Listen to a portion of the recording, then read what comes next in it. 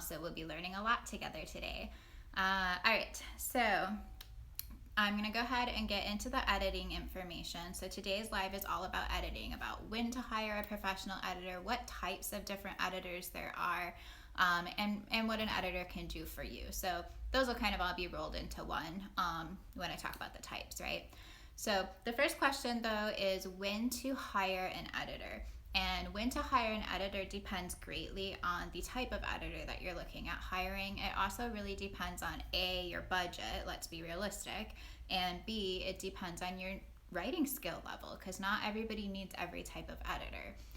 So the first type of editor we're going to talk about is the one that comes earliest in the process, which is a developmental editor. I am a developmental editor. I'm actually developmentally editing somebody's work from Fiverr currently. That's like my week project today. So hello, welcome. So developmental editor is somebody that looks at the big picture, or as we call it, the macro edits of your project. So when I'm developmentally editing for somebody, what I'm looking at is pacing, I'm looking at plot structure, I'm looking at overall continuity of the piece. I'm looking to make sure it's hitting the emotional points that the piece needs to hit while also keeping the pace where the pace needs to be, and making sure that the character motivations are strong, and I'm just looking at ways to fix the areas that are not working the way that you want them to. So for example, I might tell somebody, and this is like the first editor that you're going to see if you're going to use a developmental editor, you're going to do it before you do too much editing on your part, because what I'm going to do is I'm going to tell you where to rewrite. So you don't want to go and have it copy edited and then have it developmentally edited, because all those copy edits are just going to be flushed down the toilet.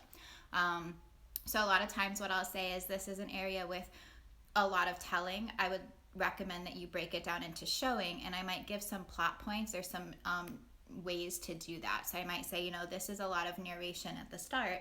How about we break it down into a scene here, and a scene here. That way you're getting all that backstory, but you're getting it in an active manner.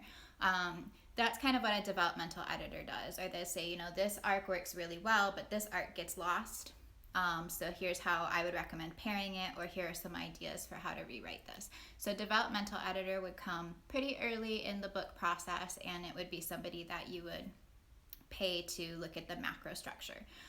When to hire a developmental editor, I would recommend maybe after 1 or 2 beta reads. You don't want to like use all of your friends or your buddies or your people who are going to look at your manuscript for you before you do a developmental edit if you're going to pay for one. I would say developmental editing is something a lot of people could benefit from, but it's one that a lot of people won't use, because if you're looking at editing, a lot of times you want to look at the fine-tuning editing toward the end.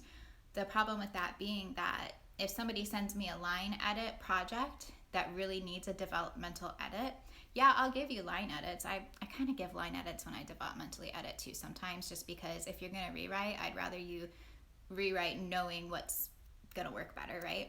Knowing the structural things that you can do with your sentences as well. But if you're having somebody copy edit or line edit and you need developmental editing, you're gonna have to do rewriting. I'm gonna have to recommend that you do rewriting if that's what the scene needs, in which case the line edits, the copy edits, any proofreading, that stuff in those areas goes away. So what I sometimes do when I line edit, which would be the second type of editing I'm going to talk about, what I'll sometimes do is I'll say, hey, this section could really use this rewrite. If you want to bounce it back to me afterwards, I'm happy to skim through it for line edits after. And I'll do that with some of my clients that have the timelines that allow them to do that. So developmental editing, macro structure, big picture, plot points, plot arcs, continuity, character motivations. That's basically what a developmental editor does. So then you would see them after just 1 or 2 read-throughs from people that you trust, but don't use all of your friends and beta readers right then, because you're going to need them later. And you probably want the story to be fresh for them. Okay, so then line editor. A line editor, this is the other type of editing I do. So I only do 2 types of editing. I do developmental editing and I do line editing. There's 4 total types of editing. So line editing is a kind of a mix of macro and micro structure. So what I'm doing is I'm looking at the flow and the pace, just like developmental editing, but then I'm going in there and I'm helping you fine tune, how do I make this sentence that's passive or this passage that's passive, how do I make it active? I have all this tension that I'm trying to build, but it's just not quite getting there. How can I put subtle hints in, or how can I take some hints out to make it more subtle, to build that tension without the audience knowing exactly what's going to happen? That's what line editors do. We go through and we kind of fine tune the writing in ways that a lot of times authors can't see for themselves, right? Because if I'm writing, and I'm guilty of the same thing, this is why I use beta readers that I really trust, is because when I'm writing, of course I'm going to know what I want, and it's going to sound good in my head. The flow is going to sound good in my head because I'm the one who wrote it. But the problem is, when you're doing that, when you're rereading your own writing, a lot of times it sounds good to you because you know the whole picture in your head, you have this whole idea, this whole world in your head, but the reader doesn't have that. And the reader needs it to flow. It has to have the right pacing, and it has to be subtle enough to build tension, but like it has to still be there if you're trying to build, a twist or a foreshadow. And that's really hard sometimes to do well as an author because you're just so close to the work, right? And it also takes a certain amount of skill, knowing the structure of writing, the patterns of writing, the psychology of reading, in order to really make that work effectively. So that's what a line editor does. And I would say you would go to a line editor after you've had yourself edit, a beta reader read, maybe 2 or 3 if you have a couple that you trust, and you would do it after you've done the initial big revision. So you would do your self edit after your first draft, beta reading or developmental editing if you're going to have it, re-edit, and then you would go to your line editor. So that's when you would go to the line editor. So you would feel like you have a pretty solid book. It's really good. There's maybe a few areas that you're not sure are great, or you feel like something's just missing from your writing. Like it's good, it just doesn't have the same readability that I expected it to. That's when you would go to a line editor. And then the next type of editor, and we're just going from beginning to end, so starting writing to getting ready to publish it. So then the copy editor would be the next type of editor. So developmental editor, line editor, copy editor. So your copy editor is going to be that person who is a grammar whiz. And I understand grammar. I know grammar pretty well. Somebody doesn't understand grammar when they think they know everything about grammar. That's what I'm going to say, because I am constantly, if I'm editing or if I'm writing for myself, if I see something that looks off, I will look it up and I will tell you, like, hey, this is the rule for this. Or if I'm writing and I'm like, does the comma go here? Does the comma go there? I'll look that up as well, because no matter how much you know about grammar, there's always an exception to the rule, right? So I guess I just always say, like, the person who knows what they know about grammar also knows that they don't know everything in every circumstance. So that's why I say, like, people who know grammar look up grammar rules a lot. And usually it's like, okay, yeah, I was right, this is where it goes. But the fact is, because there's always exceptions to the rules, and grammar is not nearly as straightforward as people like to think it is, that's why I look it up. So I do actually have, like, a little grammar book that I don't know where it went. My husband cleaned the table off and now it's missing. I was going to put it on my little bookshelf here, but I can't find it right now, and I really hope that it did not get tossed. Anyways, that's a whole different story though. But you can Google grammar rules as well. But a copy editor is going to be the person who looks through and they find grammar errors, they'll find word misuse errors. A lot of times they look at tense. Line editors usually look at tense as well. But your copy editor is going to be that person who's really going to make sure everything is smooth, it's perfect, there's no grammar errors, there's no, like, big spelling errors, there's continuity and character name spelling. They're kind of in between a line editor and a proofreader, and they're the person who's going to really help your writing look professional, right? So your developmental editor helps your story sing, your line editor helps your writing sing and pace and flow and be readable, your copy editor makes your writing look professional, and then your proofreader is that last person who goes through. This is after you've done all your beta reads, you've done all your edits, you've had your editor that you're going to pay for line editing or copy editing go through, you've done the edits based on what they've said, you've read through it yourself. Then you're going to hire your proofreader to find any last errors. And you might think, oh, I can proofread using Grammarly, oh, I can proofread using pro writing aid. I can have Word read it out loud with their text to speech. And this is actually what I do. I don't hire a proofreader, but here's the thing. There's always going to be a typo or 3 or something that gets through. So hiring a proofreader can really decrease that happening. And that's the benefit of a proofreader. Also, proofreading is tedious as all get out. This is why I do not proofread and why I do not copy edit, because I just don't have a brain for it. I'm a little bit dyslexic, and I don't always catch some of those things, and that's why I don't do that type of editing. And I just find it super tedious because you have to be so meticulous, you have to read so carefully, and you have to really be focused. You can't proofread with a tired brain. You can draft with a tired brain. I don't usually line edit with a tired brain just because I don't think it's appropriate for my clients. I make sure that I'm giving them my best brain, but I can edit my own work with a semi-tired brain. You cannot proofread with a tired brain. You have to be on it, you have to be focused, you have to be paying attention. That's what proofreaders do. They look for any little weird things that are off, whether it's the comma in the wrong place, the use of a semicolon when you should be using a comma, just a plethora of commas that you don't need. They look for typos, they look for capitalization errors. That's what your proofreader does. So on the line, you've got developmental editor, line editor, copy editor, proofreader. And the proofreader should be the last person it goes to before you're getting ready to format and publish. So that's kind of when to use each type of editor. I know a lot of people will use one or the other when it comes to line editing and copy editing, and I think that really depends on your skill as a writer and your skill of your beta readers. If you have a very strong talent for writing, you've been writing for a long time, you know the basic rules of writing, you understand the psychology of reading, you know what makes something flow, you know what makes something active and lively and suck the reader in, you probably don't need a line editor. Or if you have really good beta readers, you might not need a line editor, or you might not need a copy editor. And I know that the line between a line editor and a copy editor can get a little bit blurred sometimes. And I know I've seen copy editors who do a little bit of both. I know I do a little bit of both when I edit, but I only call myself a line editor because I know that's where my biggest talent is, and that's what I'm looking the most at. So that is what I have for you about types of editors, when to use an editor, and what the editor types can do for you. I do not think you need to use every single type of editor for every single book. I do not think that every single person needs to hire an editor.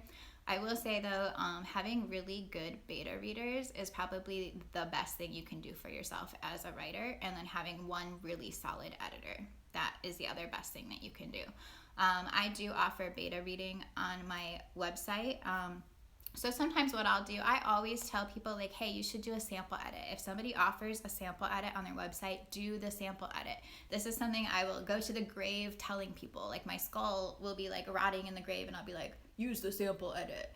But, sorry, that was really gruesome. I didn't mean that. But for real, use a sample edit, because that's when your editor can tell you, hey, you're not quite ready for a line edit yet. And I have said this to people. Oh, good, you're laughing. Oh, good, I'm glad I didn't make you, like, creeped out. So, yeah. When you do a sample edit, though, sometimes I'll get somebody send me the sample edit, and I might say to them, you know, I like the way your story's looking. I like the concept of your story. I can tell kind of where it's leading to. However, I don't think you're quite ready for a line edit.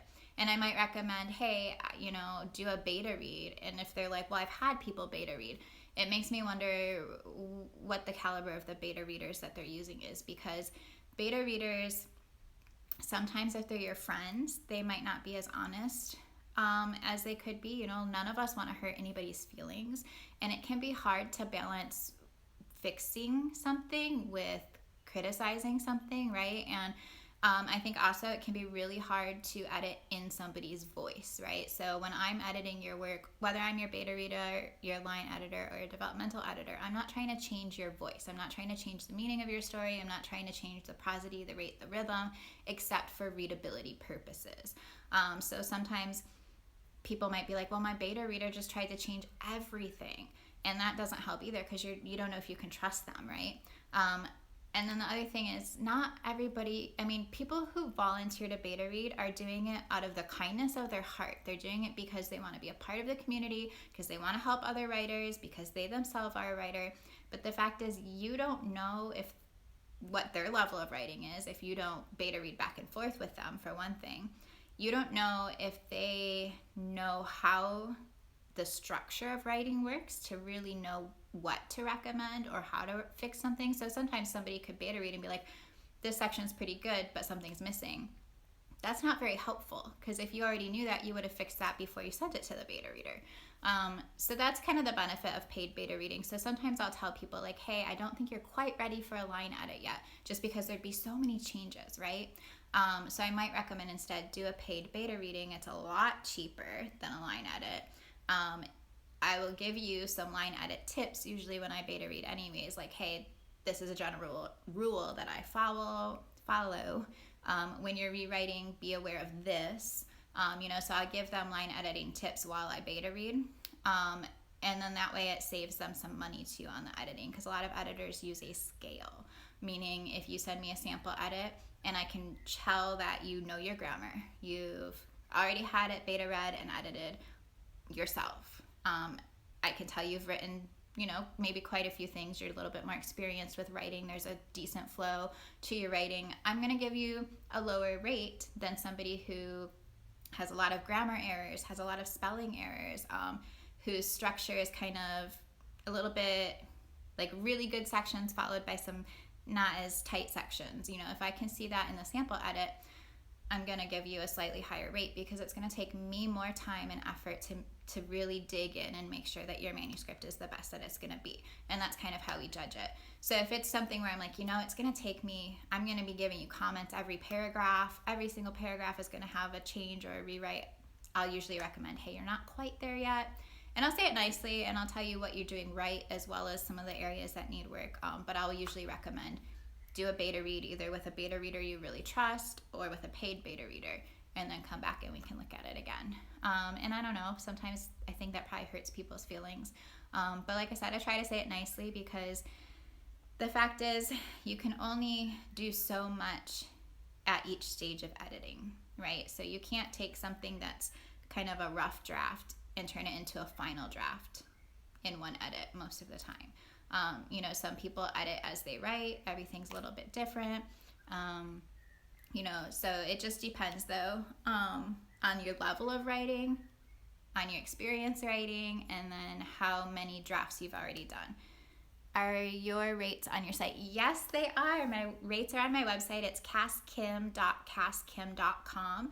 If you go directly through me on my website, I will invoice you with PayPal, PayPal Business, and that is a little bit less than my rates on Fiverr or Upwork. So I also do have Fiverr and Upwork available for people who feel more comfortable working through a third party like that, where your money's just in escrow until the job has been completed and then you approve the payment, kind of a thing. I do that on Upwork and Fiverr as well, but the rates are a little bit higher because they take like 20% of the payment. So that would be why there's a difference. But yes, casskim.casskim.com. For the beta reads, it depends on how fast you want it returned. I want to say it's like a quarter of a cent for like a month beta read. If you just want like a month, you don't care when you get it back, started in January, give it back to me the beginning of February.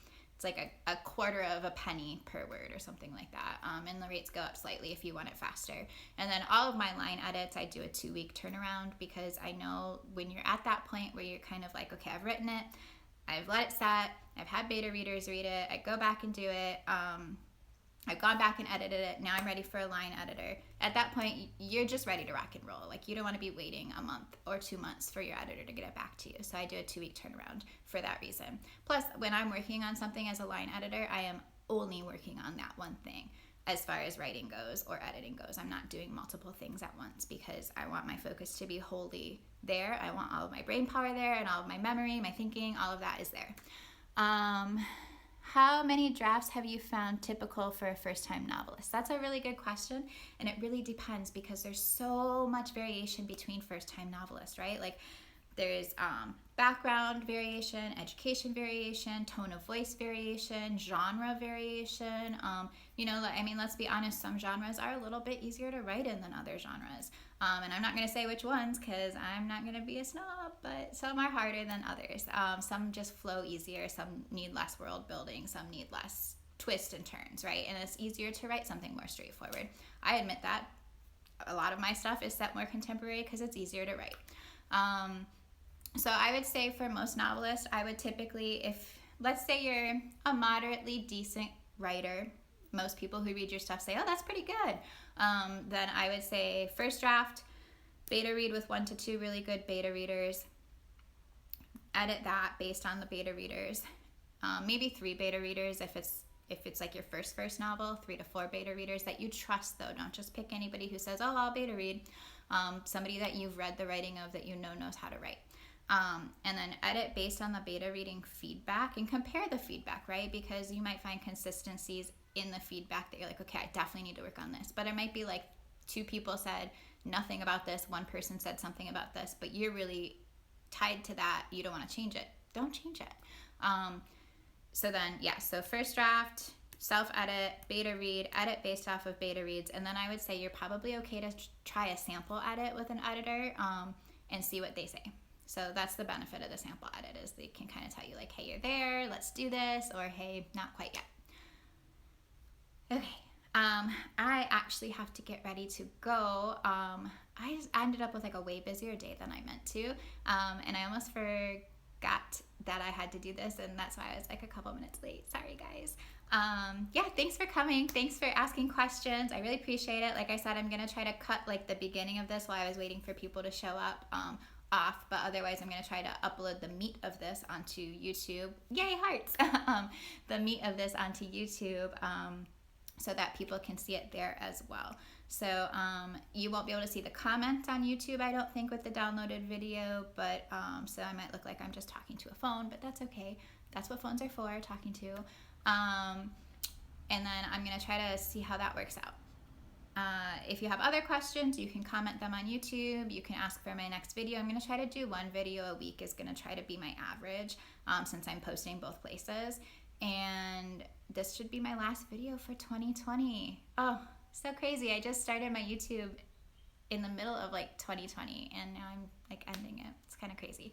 All right. So hopefully though 2021 is going to be like super fun videos, really good exciting stuff for writing advice. So if you have questions, please ask. I'm always happy to answer. I'm happy to answer from my experience. I'm happy to look up if you tell me ahead of time. Happy New Year to you too. Okay. All right guys, I do have to go. Thank you so much for coming. Happy New Year. Stay safe. Happy holidays. And I will post a new video in 2021. Bye.